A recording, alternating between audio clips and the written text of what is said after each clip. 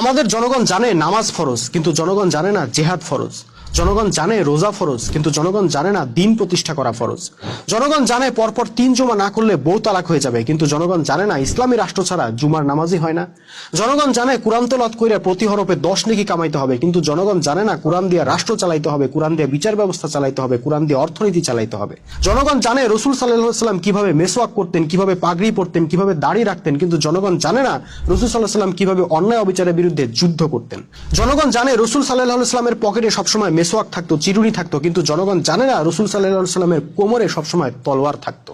জনগণ জানে রাবিয়া বসরির জীবনী, মনসুর হাল্লাজের জীবনী, কিন্তু জনগণ জানে না উম্মতে মুহাম্মদীর দুর্ধর্ষ বীর, যিনি একাই রোমান পারস্য সাম্রাজ্যকে গুড়াইয়ে দিয়ে ইসলামের পতাকা উড়াইছিলেন, সেই খালিদ বিন ওয়ালিদ রাদিয়াল্লাহু আনহু এর জীবনী।